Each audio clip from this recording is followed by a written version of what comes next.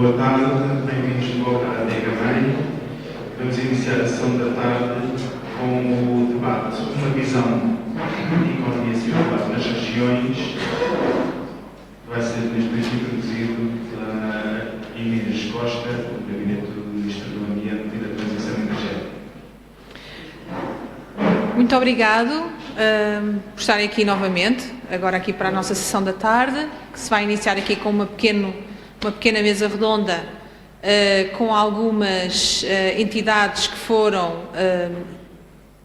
sinalizadas pelas CCDRs. Nós pedimos às CCDRs, se soubessem de algum caso particular que gostassem de sinalizar, que pudesse vir aqui hoje falar um bocadinho sobre o seu papel neste movimento de transformação para uma economia circular dentro da sua região, por favor o indicassem. E nós fizemos o convite e essas entidades amavelmente disseram que sim.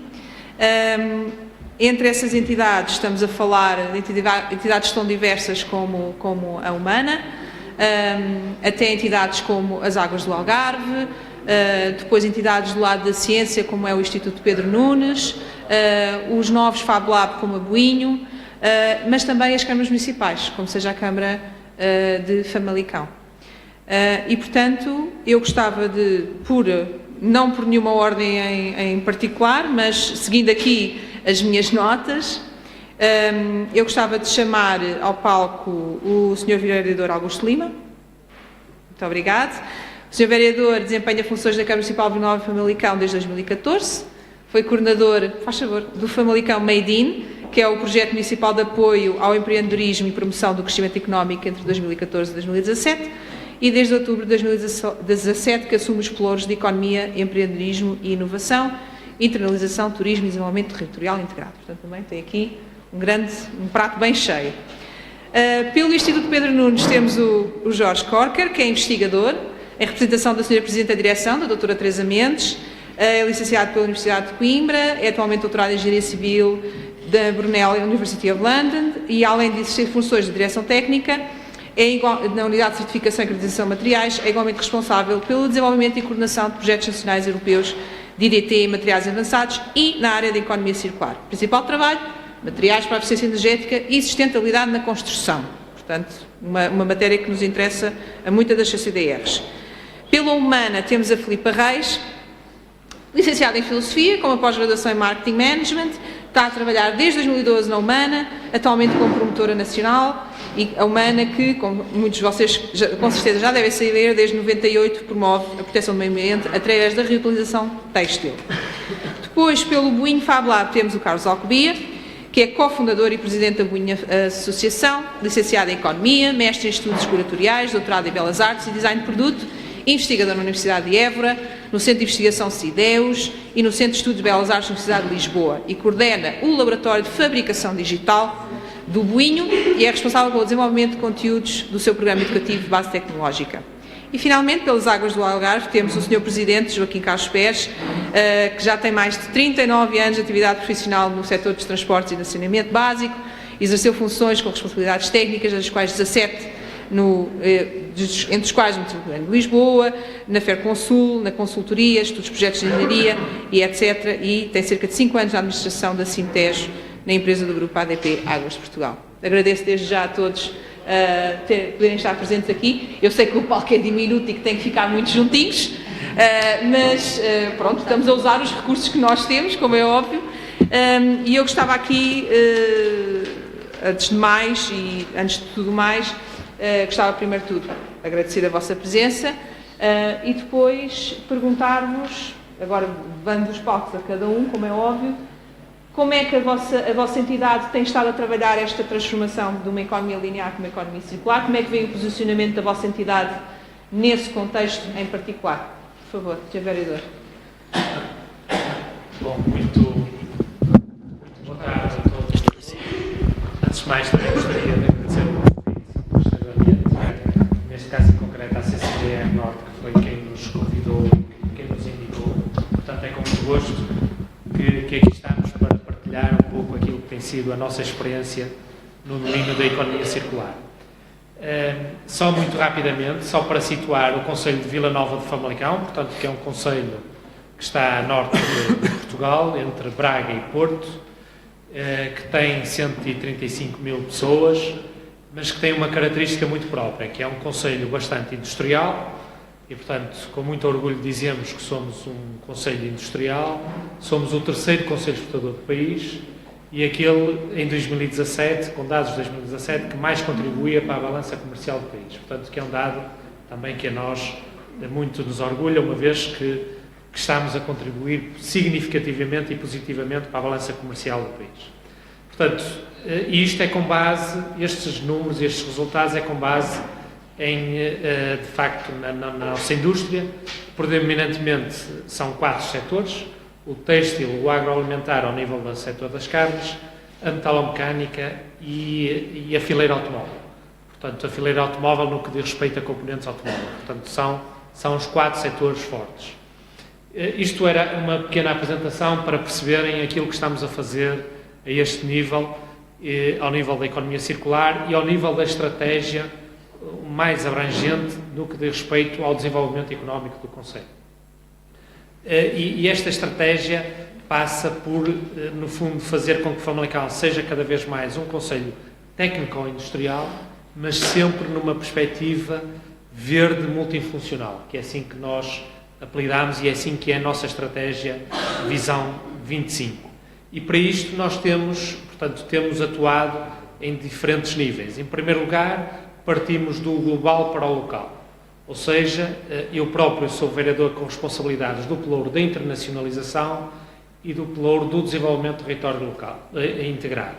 Só muito rapidamente, portanto, a internacionalização, o objetivo é levar Famalicão mais longe, portanto, e no fundo criar ligações com outras cidades, nomeadamente cidades europeias, para que de facto possamos partilhar boas práticas, mas mais do que partilhar boas práticas, também entrarmos numa relação win-win e que de facto as outras cidades possam ganhar connosco, mas nós também possamos ganhar com essas cidades. Esta é a vertente internacional, mas em simultâneo também temos a vertente do desenvolvimento local. E, portanto, por isso é que eu digo que é do local para o global e do global para o local.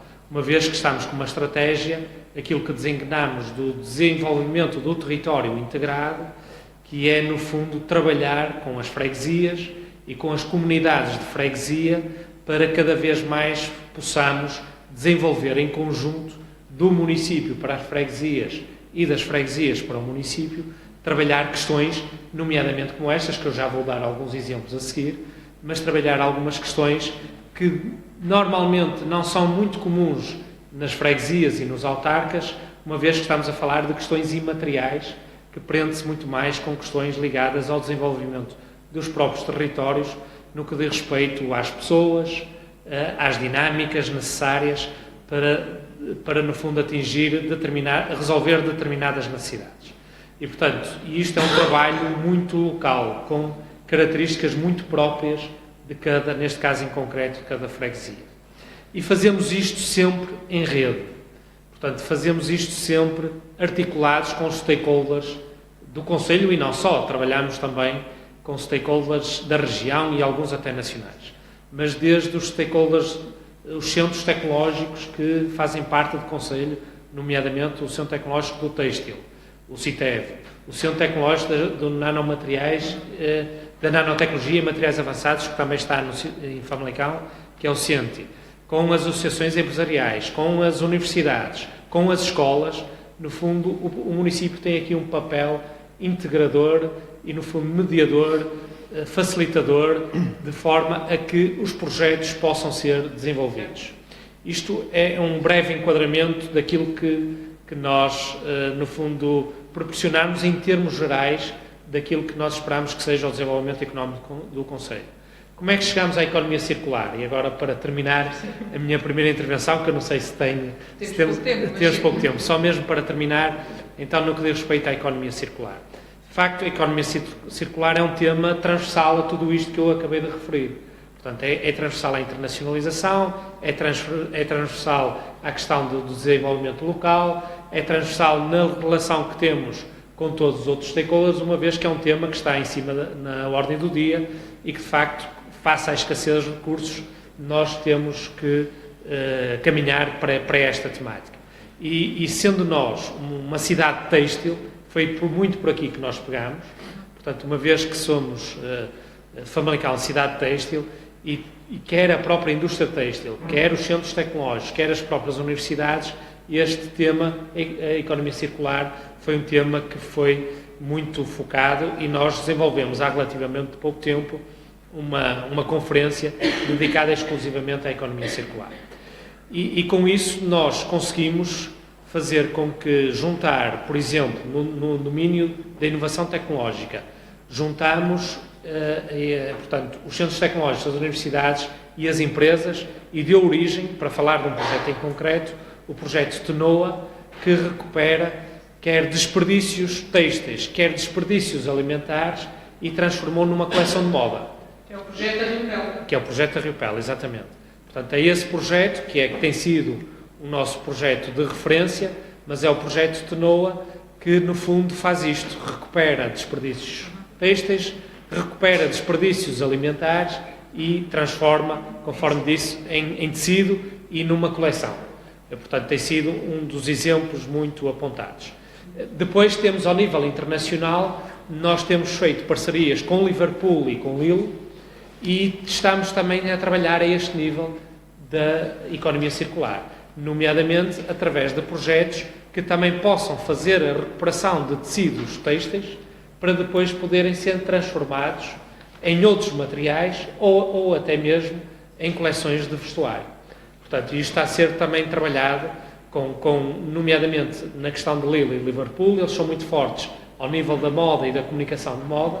Nós temos a parte produtiva e conseguimos fazer esta ligação. Claro, fazer a ligação entre o conhecimento e a inovação e depois a produção para exatamente, é isso mesmo, fazemos essa ligação. Isto foi um exemplo a nível internacional. A nível local, que também para dar mais só 2 exemplos, portanto, trabalhamos também, só mesmo para terminar, trabalhamos, portanto, com freguesias e uma dessas freguesias, a União de Freguesias de Ceida, neste caso, portanto, está a fazer o projeto Aldeia Circular. E o que é a Aldeia Circular? É, no fundo, arranjou um espaço para fazer uma compostagem com base em resíduos orgânicos e, portanto, a compostagem e esse composto está a dar origem a uma horta biológica. Portanto, isto é apenas um exemplo de uma freguesia que se envolveu, que se motivou para, no fundo, também aqui num exemplo de economia circular. Se calhar teria outros, mas... Claro, mas eu gostava agora de passar a palavra à CDS. Eu vou tentar ser mais E o IPN já tem um historial Sim, para quem não conhece... desenvolvimento.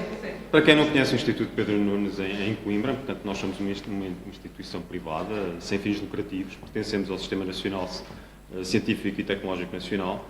Nós fomos criados pela Universidade de Coimbra, por iniciativa da Universidade de Coimbra em 1991, com o objetivo de tentar promover a inovação, não só na cidade, mas também na região, e tentar fazer a ponte, estabelecer uma ponte entre o mundo académico e o ambiente empresarial.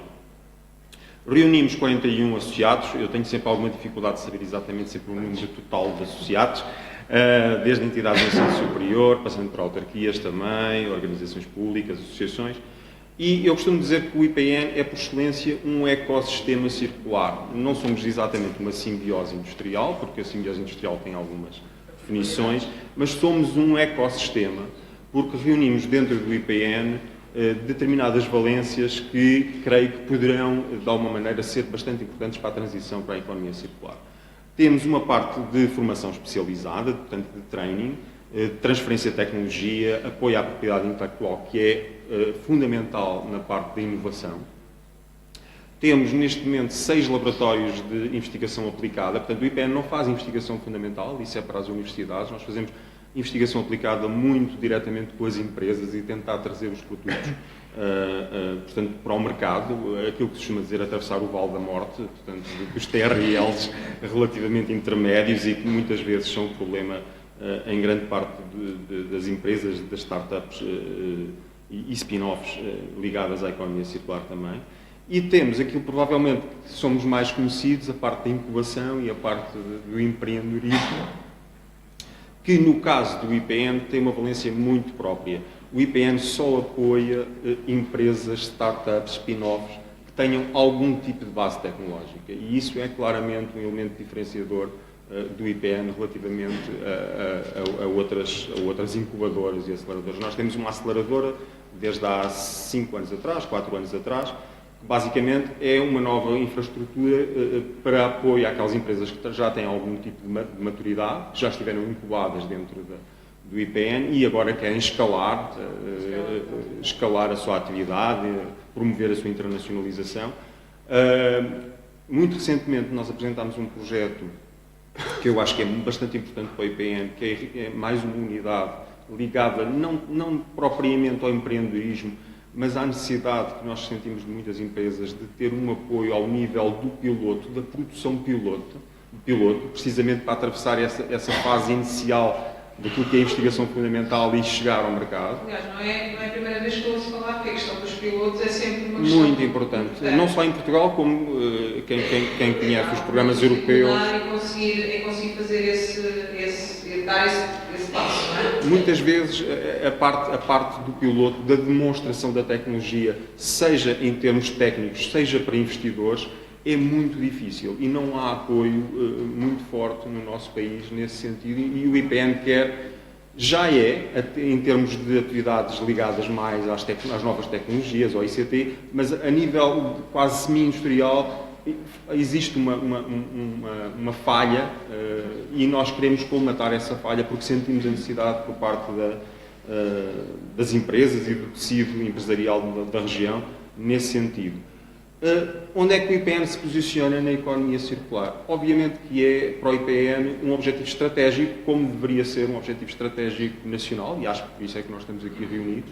Como ainda há algumas zonas onde nós efetivamente não temos contentores, a maior parte dos nossos clientes das lojas second-hand utilizam as nossas lojas para fazer entrega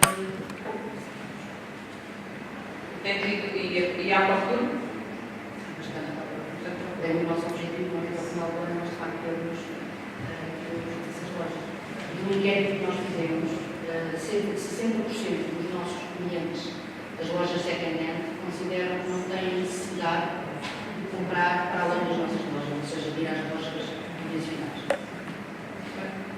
Obrigada, Dana. E agora passamos ao Buinho, o nosso exemplo médio da Alentejo.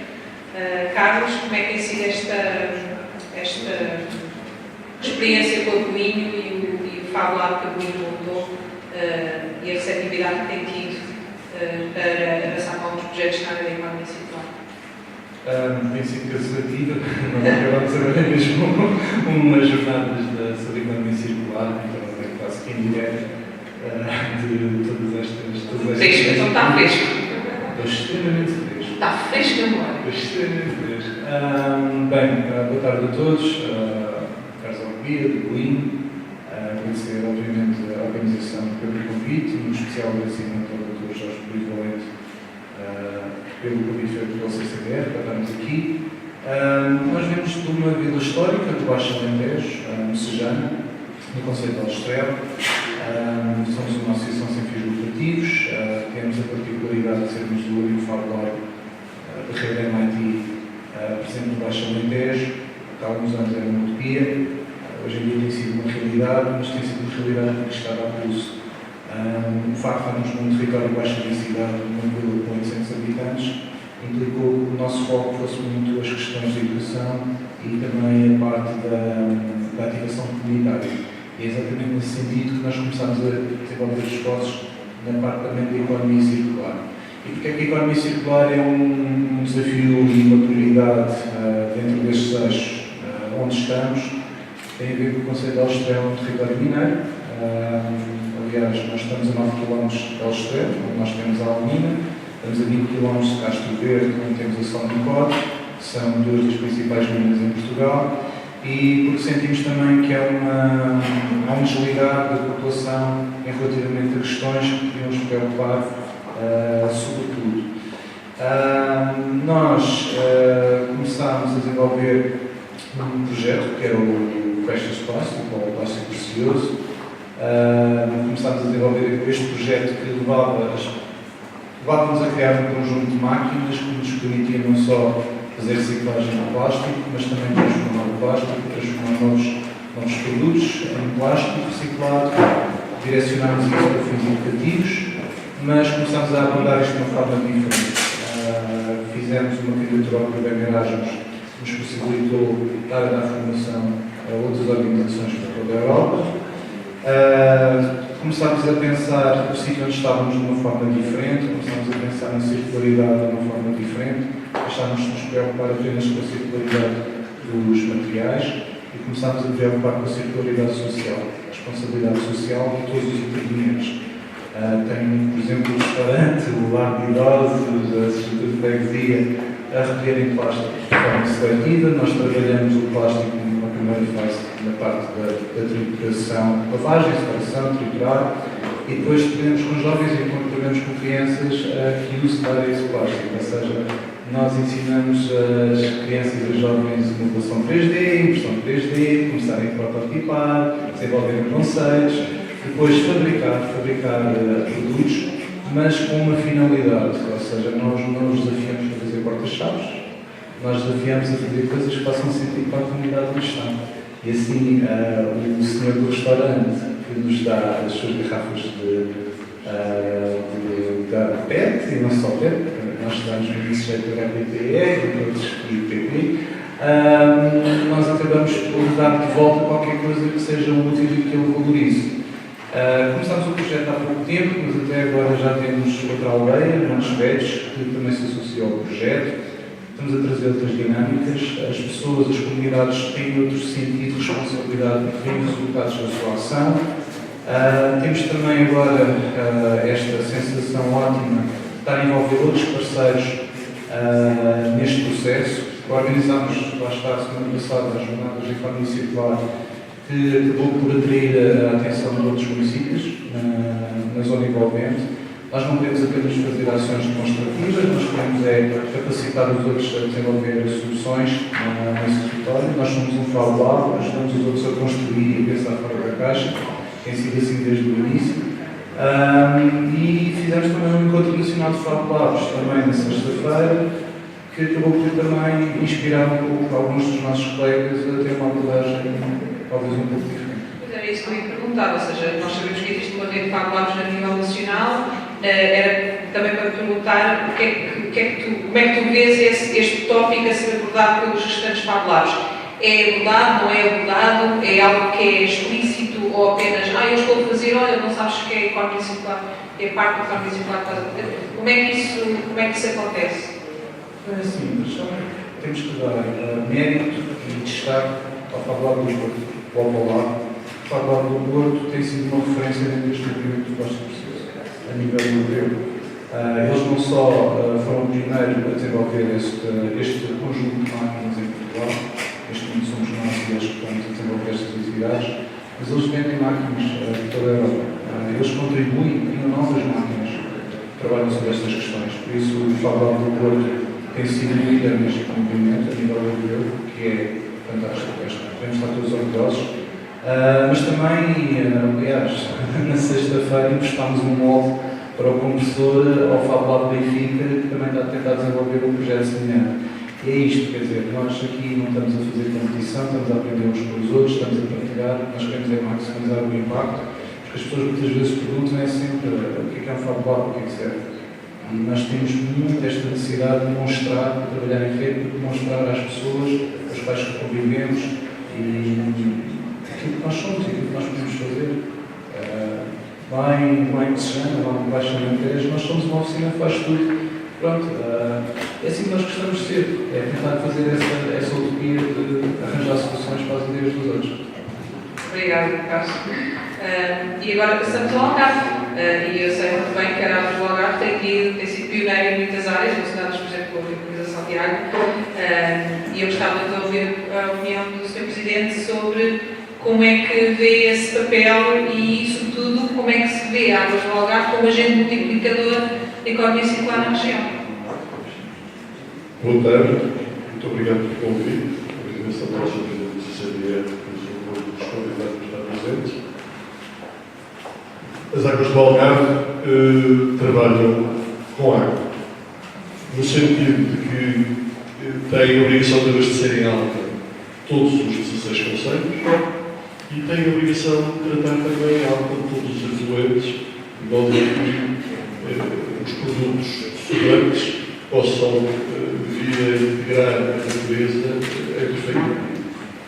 E aqui começa a primeira situação, o primeiro desafio, porque a água não é uma coisa que abunda e é fundamental à vida. No Algarve, ainda por cima, uma situação e uma região com uma sazonalidade intensa pelo turismo, esta situação é extraordinariamente importante. E, portanto, aquilo que temos que tentar fazer é olhar para a água, ver no seu tratamento aquilo que são os produtos sobrantes e transformá-los em proteína.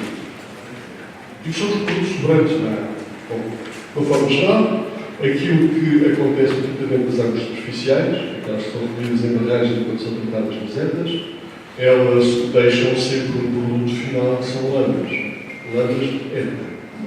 Por outro lado, aquilo que são as águas residuais, aquelas que utilizam uma vez tratadas provenientes dos nossos usos domésticos ou industriais, ou de for a sua utilização, até no fabrico dos tecidos, enfim, em todas as atividades, a água acaba por ser fundamental. Uma vez tratada, o que é que se pode fazer nessa mesma água? Que utilização podemos ter dessa água? E, por outro lado, que utilização podemos fazer também das matérias-primas que sobram, das larvas? E é aí que se coloca todo este desafio. A economia circular tem que se basear numa ideia de que um produto que em determinada altura é, digamos que, um desperdício, é um sobrante, tem que se transformar em matéria-prima para que depois possa vir a ser utilizado de uma outra forma, de uma outra situação, com uma outra finalidade, mas perfeitamente equilibrada. Aqui começámos com algumas situações no que diz respeito às águas residuais e a primeira situação que surge de imediato são as regras. A água, uma vez tratada, tem que ter uma utilização, que não é só deitá-la no meio ambiente. Já essa só por si é importante, porque se ela for bem tratada e se a sua rejeição ao meio ambiente for feita como deve ser, as praias, local onde normalmente essas águas acabam são de especial importância para todo o país, especialmente no Algarve, onde ainda se vê muito sol de praia. As praias têm que ter a sua bandeira azul. É fundamental para a economia da região. Portanto, deixar de tratar uma água de forma conveniente quer dizer retirar a bandeira azul. E isso, na imprensa, é com certeza uma situação quase que exclusiva. A praia o Algarve. E, portanto, temos que ver esta situação toda como uma região e tratá-la em conjunto como região. Nessas circunstâncias, portanto, as águas podem ter vários tratamentos. Aqueles que, portanto, vão para o meio ambiente e aqueles que podem servir para a regra. É uma das situações. E a regra pode ser feita ou para situações de regra agrícola, ou para situações de regra de jardins, ou para situações de lavagens de ruas, lavagens de contentores, enfim, várias utilizações que podem ser tomadas como primárias. Atenção também que pode ter uma utilização maior, dado que por vezes há saltos hidráulicos constantes, permitem a produção de energia nesses saltos hidráulicos no lançamento para o meio. E, portanto, é também, disse, mas isso é uma coisa boa. É, de facto é. Mas é um conjunto de coisas pequenas que podem fazer uma diferença. E essa situação é extraordinariamente importante. Há ainda um outro produto que pode ser utilizado, que são as lamas, que são o tratamento dessas mesmas lamas. E as lamas, temos que encarar esta situação num território que, tendo serra e rural e litoral, portanto, três zonas completamente distintas, e com características também bastante diversas, pode vir a potenciar a criação de solos em zonas menos agradáveis. Então é necessário secar estas mesmas lamas, transformá-las num material inerte, que não libere os odores que normalmente complicam toda esta situação, e a partir daí fazer o seu tratamento variado. As águas do Algarve vêm-se para uma situação extremamente gravosa, que é o facto de termos um único destino para essas mesmas lamas, a agricultura. deixa-nos nas mãos daqueles que as querem lá ir buscar e que as querem distribuir. E então, podemos ter tratamentos económicos. O desafio que se coloca às águas do Algarve é encontrar 4 ou 5 soluções para essas mesmas águas. E essa situação vai fazer com que a secagem solar seja potenciada para, por exemplo, os fins, aquela que resulta do composto orgânico para a agricultura, mas também aquela que pode resultar aproveitando o poder calorífico dessas mesmas lâmpadas. As lâmpadas, uma vez secas, desde que não sejam reduzidas de terra e, portanto, conservando o seu poder energético, podem vir a ser uma fonte de alimentação de outras indústrias em fontes de energia. Mas pode também ter uma situação ainda diversa dessa situação das fontes de calor e também da situação do composto orgânico. E, portanto, podemos ter aqui assim várias variantes. As lâmpadas mesmo secas poderiam servir como inertes na construção de pavimentos do pavê, que normalmente se pode construir para a estabilização de passeios ou coisa qualquer. Aliás, nós já, por exemplo, no portal, no Ecoeconomia, nós temos alguns produtos que são feitos a partir de lâmpadas de dentais. Estou a lembrar, por exemplo, da Eco 2 Blocos, que faz blocos muito semelhantes a blocos de betão, mas que parte dos materiais são, de facto, lâmpadas de dentar. Mas também temos projetos como, por exemplo, a Water to Recycle, que extrai nutrientes a partir das lâmpadas, neste caso, são nadadores, para substituição de fósforo, que é um mineral que é minerado e, portanto, também finito, para conseguir retirar nutrientes a partir das lâmpadas. Esse tipo de soluções também seriam soluções, no seu entender, interessantes para serem exploradas no âmbito do trabalho das árvores, por exemplo? Sim, essa situação é, com certeza, também uma das metas que estamos a alcançar. Porque neste momento nós já estamos mesmo fazendo coisas, não estamos só no campo experimental. Ou seja, por exemplo, o campo dos salgados, o campo de Bolos Salgados, já está sendo regado com água conceitual já há bastante tempo. Temos o Pomar de Alfarrobeiros lá também já com essa situação. Em Vila Real de Santo António temos um pomar que está em construção e que está em questão de licenciamento para a criação de abacates, 70 hectares que nos vieram pedir as águas para fazer essa mesma guerra. E, portanto, são todas essas situações que, neste momento, já estão em prática, nos dão um alento para podermos continuar. E a certeza de que é uma atividade fundamental, que é necessária e que temos que levar com todo o empenho, todo o conhecimento que nós possamos ter e aquele que possamos ir buscar nos lados. Porque nesta coisa desta ciência, ninguém faz nada sozinho. As coisas são feitas uns com os outros. Isto é fundamental. E, portanto, as experiências que possamos trocar uns com os outros são sempre enriquecedoras. No sentido de, como este colega dizia, não da competitividade, ninguém quer ser melhor que o outro, mas aquilo que se deseja é a complementaridade, para que os processos possam ir para a frente, ser complementados e, a partir daí, todos nós ganhamos. Porque essa é, digamos que, o fim, enfim, mais nobre desta questão da economia circular. Como diria o Lavoisier, na natureza nada se perde, nada se cria, tudo se transforma.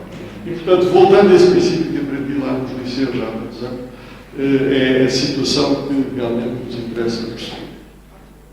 Obrigada pela sua intervenção e eu agora, temos aqui ainda um bocadinho de tempo, eu gostava de perguntar se alguém da nossa audiência tem alguma pergunta para os nossos convidados. Seria muito bem-vinda. Tem aqui uma oportunidade de perguntar dentro das suas áreas de experiência o que é que alguma pergunta, se não tem que Luís, vai lá que eu levo aí o microfone.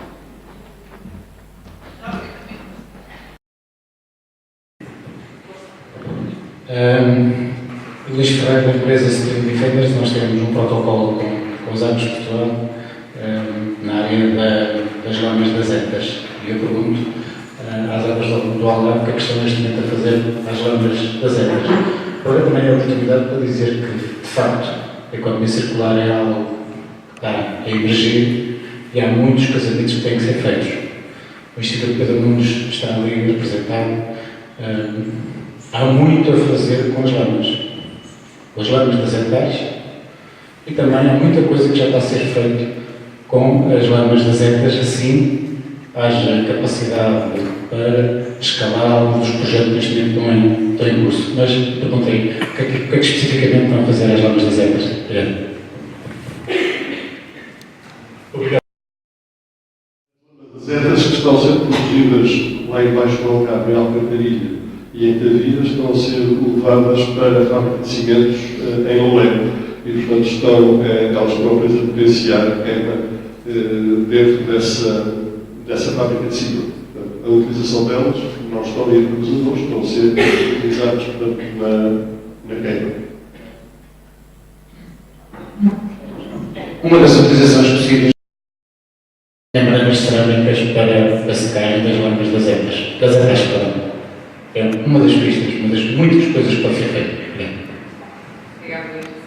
Muito obrigado, irei contactar consigo para me esclarecer como é que essa situação, quais os passos que já foram dados, qual o caminho que já foi traçado, para que consigamos traçar também o caminho das pedras.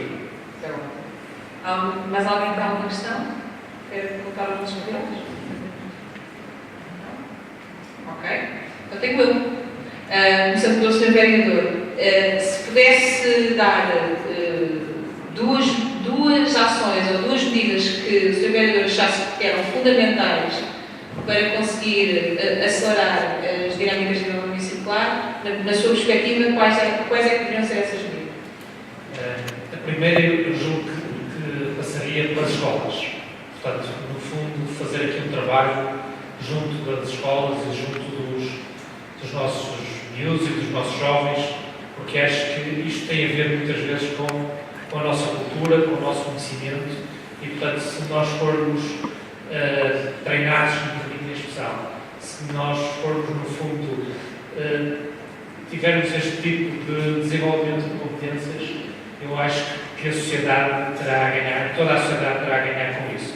Portanto, acho que se levarmos projetos às escolas e, portanto, obviamente com os seus professores, os seus diretores, mas numa lógica de dinamizar com os jovens projetos inovadores e sensibilizar para esta questão da economia circular, estou certo que a médio e longo prazo teremos aqui respostas mais eficazes e, portanto, teremos todos a ganhar com isso.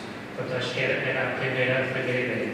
Uma segunda, já mais vocacionada para a questão das empresas e, nomeadamente, para a questão, estou a lembrar, o colega aqui referiu bem a questão do têxtil.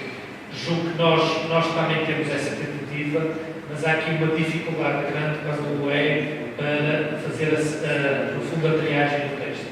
As pessoas ainda não estão devidamente consciencializadas e, portanto, quando nós temos os contentores do têxtil, as pessoas deitam tudo e mais alguma coisa. Feito com alguma sensibilização, como é óbvio, e, portanto, há aqui algo que tem que ser trabalhado também ao domínio cultural, por isso é que eu dizia que se nós trabalharmos desde pequeninos, talvez quando chegarmos mais à frente estes problemas já não sejam problema, é que hoje a sociedade mais adulta muitas vezes não tem este tipo de consciência. E, portanto, aquilo que nós encontramos muitas vezes nos contentores são coisas que não nos permitem depois poder fazer nada, porque de facto encontramos tudo e mais alguma coisa.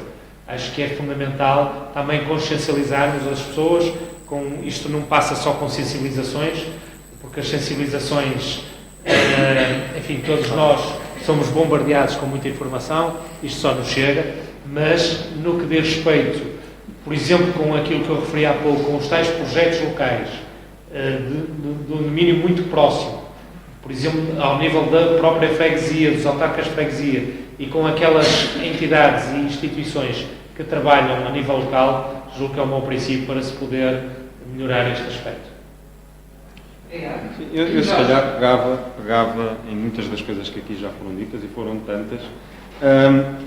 Eu acho que a reciclagem, eu como sou técnico não tenho tantas ambições políticas, por assim dizer, normalmente costumo dizer as coisas assim um bocado mais diretamente. Eu acho que Portugal continua a pensar muito na reciclagem. Continuamos focados na reciclagem e acho que estamos a perder uma oportunidade. Sinceramente, enquanto país, estamos a perder uma oportunidade porque acho que já devíamos estar um passo à frente. A reciclagem tem enormíssimos custos económicos, burocráticos, técnicos, para poder ser implementada. Nós falámos aqui em várias situações de reciclagem. Eu acho que Portugal já devia estar num passo à frente, já devia estar muito mais desperto para a reutilização. Os novos Exatamente. E isto passa muito por uma mudança educativa, de sensibilização, mas também por uma mudança pública, de políticas públicas. A questão da nova lei, por assim dizer, da utilização do plástico nos alimentos, portanto, na indústria alimentar, é realmente uma medida que realmente vai obrigar as pessoas a mudar padrões de... Desculpa, estás a falar da diretiva do Single Use Plastics, não é? É uma diretiva que vai obrigar as pessoas a mudar padrões de consumo. Nós não podemos, Portugal não tem recursos suficientes para continuar a pensar em resíduos. Portugal tem que pensar fora da caixa e pensar no ecodesign, na recuperação, na extensão do tempo de vida dos produtos, para podermos ter este loop interno de materiais a circular dentro do nosso país e sermos autossustentáveis desta maneira. Deixa-me fazer-te uma pergunta provocatória. Tendo em conta que, por exemplo, nos supermercados, grande parte dos produtos são importados, não são... o design não é in-house, não é feito cá em Portugal, é um produto que é importado. Como é que tu verias isso a acontecer? Ou seja, como é que tu transferes a questão da necessidade de prevenção e, portanto, e por essa maneira depois influenciares a questão da reutilização? Tem que haver incentivos às pessoas de não consumirem aquele tipo de produtos embalados daquela maneira. Tem que haver incentivos a uma mudança de comportamento. Eu falo para mim, eu sou vegetariano, portanto estou um bocadinho à vontade para poder falar destas coisas. Tem que haver uma mudança de comportamento na sociedade e pensar que a utilização de uma embalagem de plástico não pode durar um segundo ou dois. E automaticamente transforma-se num resíduo que vai ter uma implicação tremenda, amontante e ajudante, digo. Vai ser muito difícil recuperar aquela embalagem, os custos são enormes. Outra coisa que é muito importante são os custos de transformação daquilo que é um resíduo para uma matéria-prima. Burocraticamente, isto ainda hoje é um problema muito grande.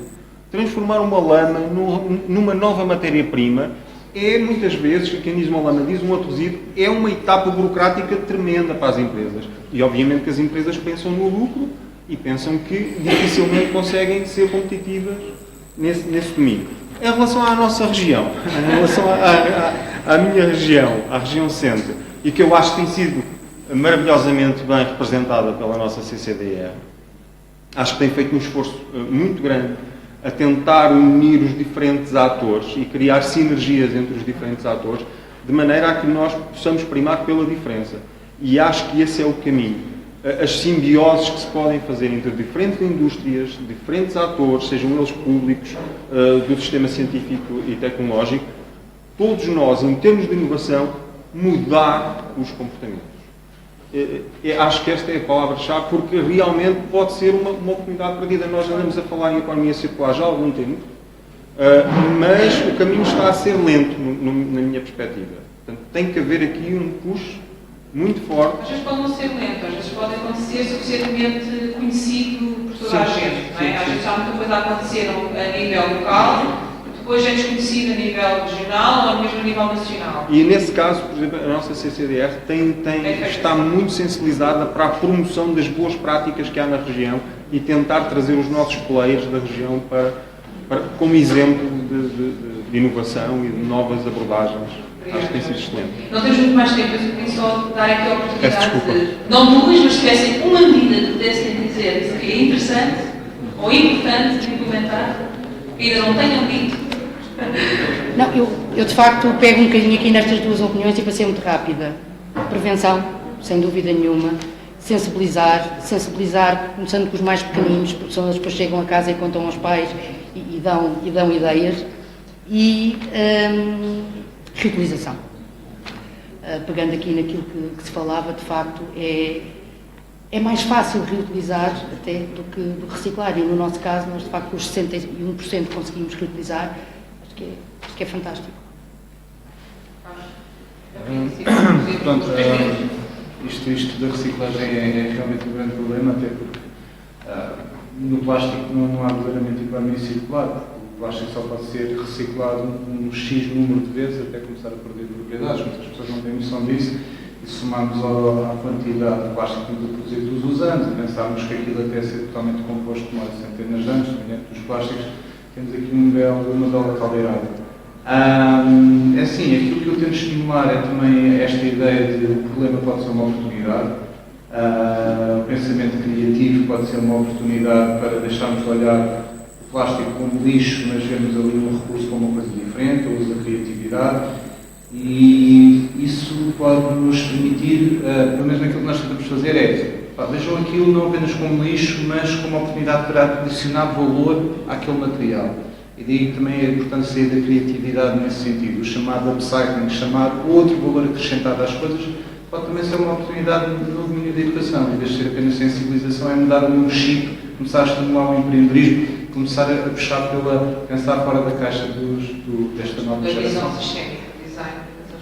Sr. Presidente, uma medida.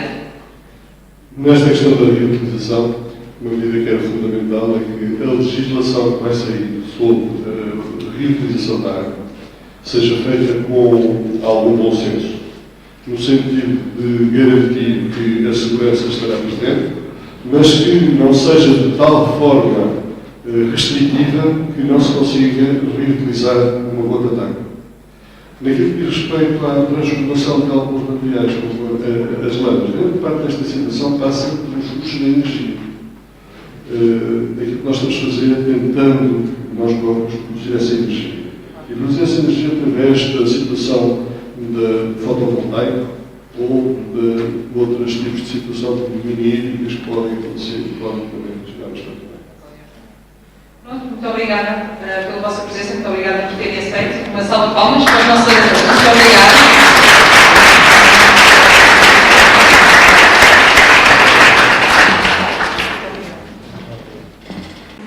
Para testemunhar a assinatura dos contratos, convidamos também o Sr. Secretário de Estado Adjunto da Mobilidade, José Mendes.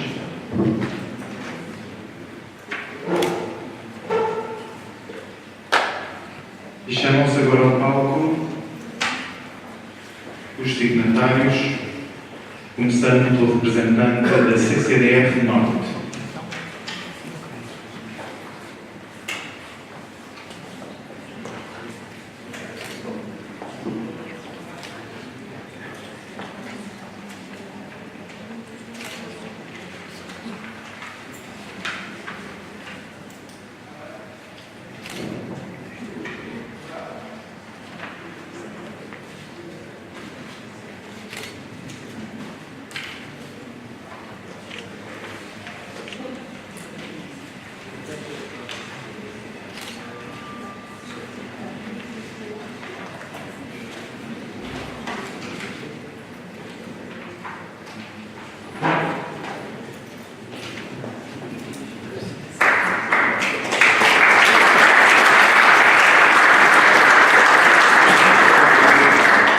Chamo de seguida a representante da CCDR Centro.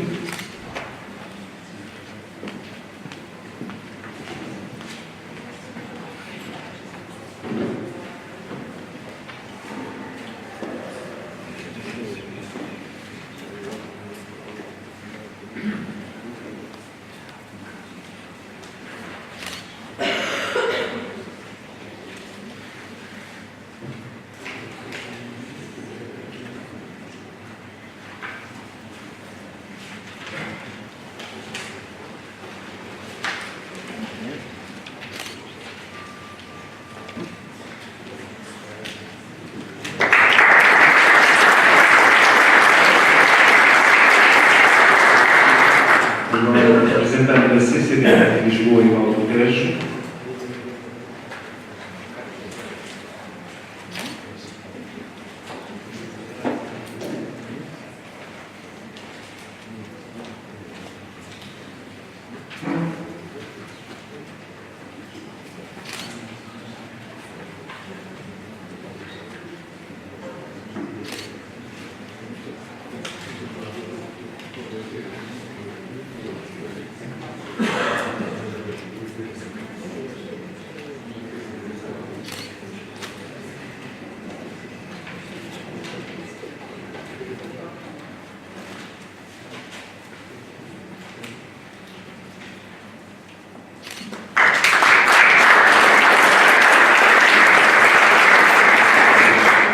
seguida o representante da CCDR Alentejo.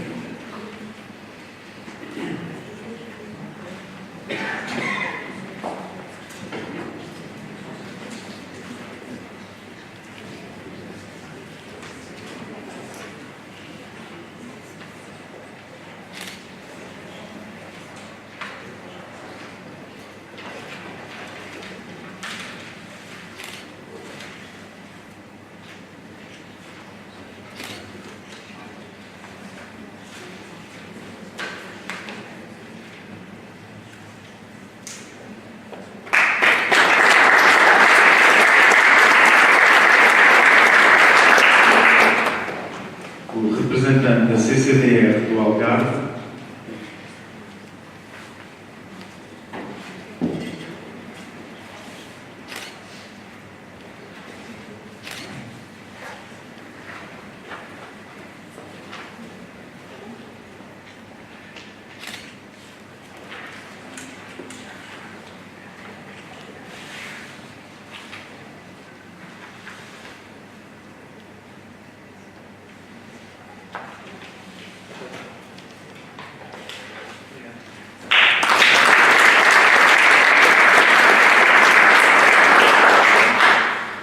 E, por fim, a Secretária Regional do Ambiente e Recursos Naturais da Região Autónoma da Madeira.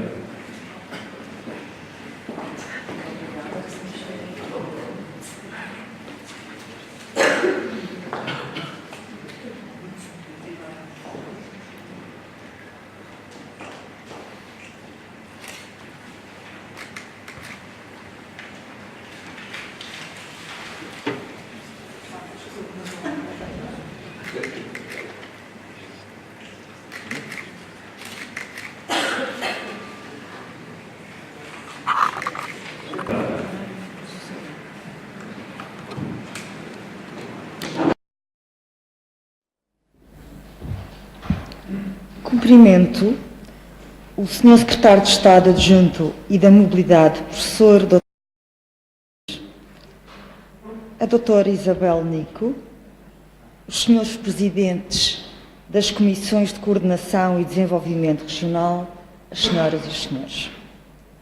No mundo fácil do descartável e do desperdício, criámos modelos de consumo rápido e excessivo, exploramos até o limite.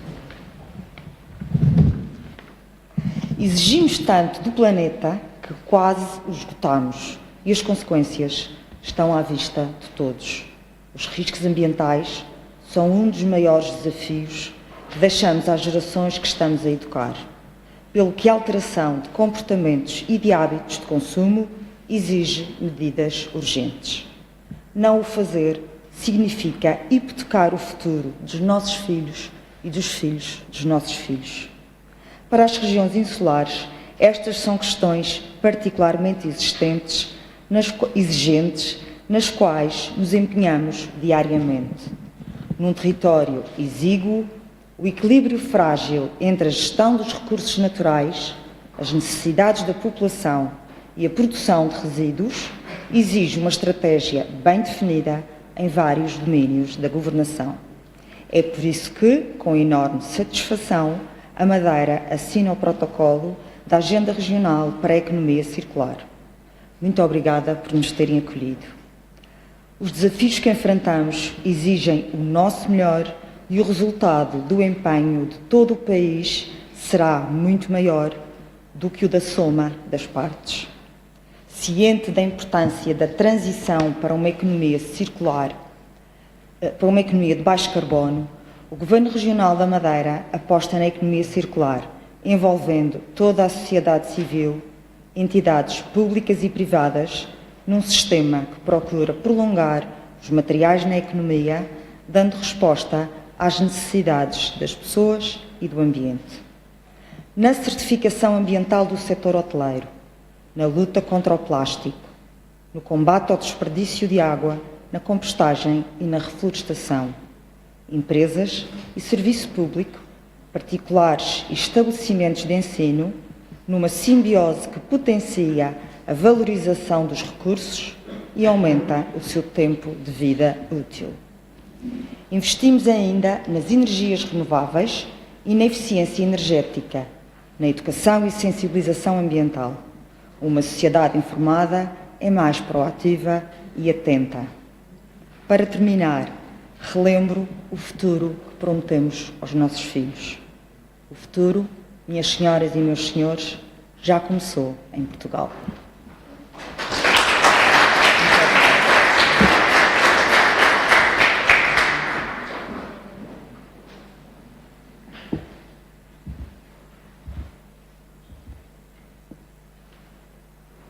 E para encerrar a nossa cerimónia, tem agora a palavra o Secretário de Estado Adjunto da Mobilidade, José Mendes.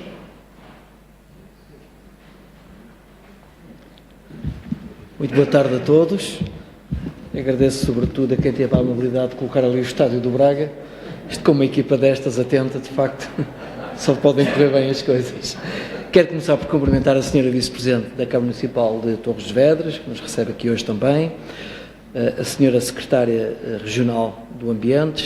Estivemos, alguns de nós, há uma semana e meia, penso, na Madeira, de resto a visitar um impressionante complexo de produção de energia elétrica na Calheta, um projeto verdadeiramente emblemático e um projeto circular, porque, para além de aproveitar naturalmente a energia potencial e cinética da água para produzir energia elétrica, reaproveita a água, rebombeia a água para uma cota superior e toda aquela terra que foi tirada para fazer aquilo que há de ser a Albufeira foi utilizada num magnífico projeto de plantação de espécies autóctones ali ao lado e, portanto, tudo aquilo faz algum sentido, tudo aquilo tem uma certa circularidade e, portanto, está também de parabéns a Região Autónoma da Madeira. Cumprimentar os senhores presidentes e representantes das comissões de coordenação regionais, de desenvolvimento regional, de resto é um prazer para vos ver, conhecemos todos, enfim, alguns deles meus bons amigos.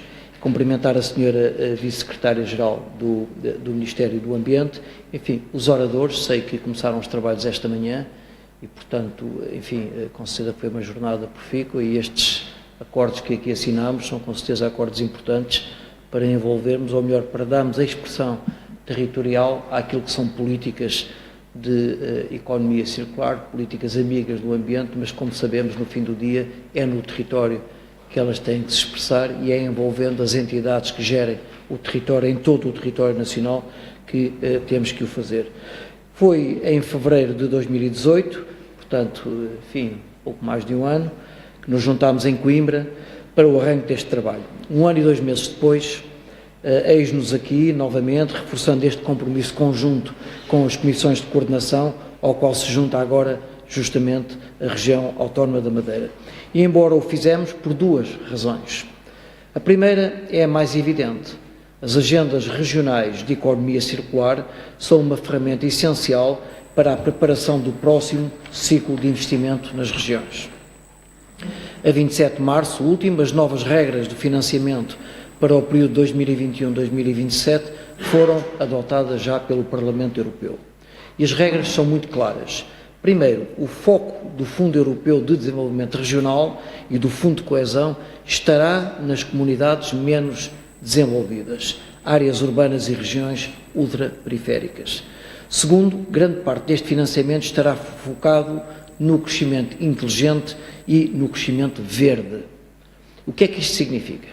Isto significa que, no caso do Fundo de Desenvolvimento Regional, as regiões terão de investir no mínimo 30% do financiamento recebido na mitigação às alterações climáticas e na transformação para uma economia mais circular, enquanto que, no caso concreto do Fundo de Coesão, se irá centrar na infraestrutura ambiental e de transportes numa lógica conjunta de adaptação e mitigação. O ponto assente é que todas as soluções a serem apoiadas, a inovação, o apoio às PME, o digital ou a modernização industrial, devem estar alinhadas com princípios de eficiência energética e de economia circular. A segunda razão, no entanto, não é já evidente para todos, mas é igualmente importante.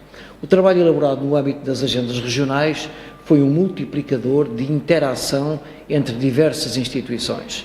sempre com base no reconhecimento da importância da economia circular como vetor estratégico, mas sempre querendo passar das palavras aos atos. Em apenas um ano, a rede de colaboração e acompanhamento multiplicou-se. Do acompanhamento do Ministério do Ambiente e da Transição Energética evoluiu para um acompanhamento feito com o Instituto Nacional de Estatística nas questões relacionadas com a análise de metabolismo regional. O trabalho foi sendo também partilhado com o Grupo de Coordenação do Plano de Ação de Economia Circular e, mais recentemente, com a Direção-Geral do Território, que vê nestas agendas regionais e na dinâmica alcançada uma base importante para a Iniciativa Nacional de Cidades Circulares, dirigida por esta entidade, portanto pela Direção-Geral do Território, e apoiada também pelo Fundo Ambiental. Depois temos toda a interação promovida pelas Comissões de Coordenação e Desenvolvimento Regional e feita com as comunidades intermunicipais, com os municípios, com as universidades e com os politécnicos, e ainda com as empresas e com cidadãos, das maratonas de projetos de economia circular aos concursos de ideias, num conjunto vasto de iniciativas. E as comissões de coordenação foram também partilhando esta experiência no campo internacional, nas redes regionais europeias e junto de outras instituições. Por exemplo, sei que hoje mesmo, em Bruxelas, estão a ser apresentados os resultados do projeto Urban Wins, em que a cidade de Leiria foi uma das participantes, sobre a aplicação da análise de metabolismo urbano para promover a redução do consumo de recursos.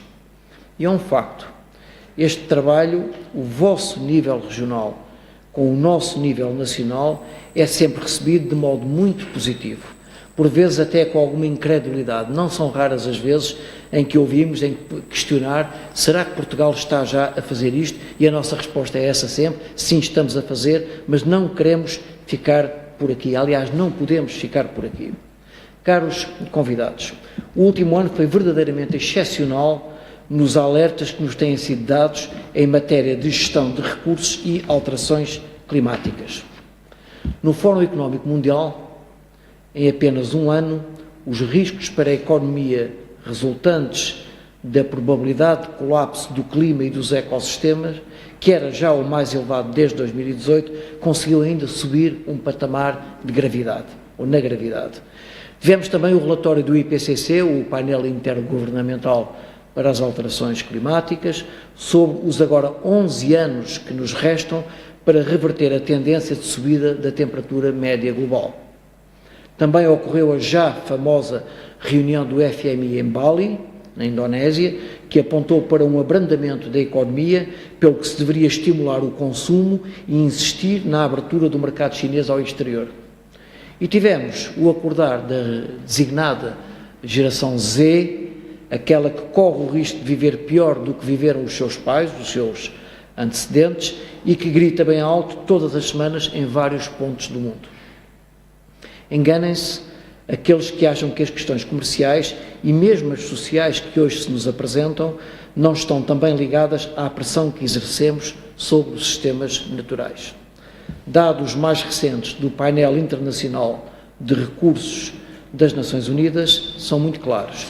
90% da perda de biodiversidade e de stress hídrico, aquilo que habitualmente designamos por secas, e 65% das emissões de gases de efeito de estufa são causados pela extração e processamento de recursos.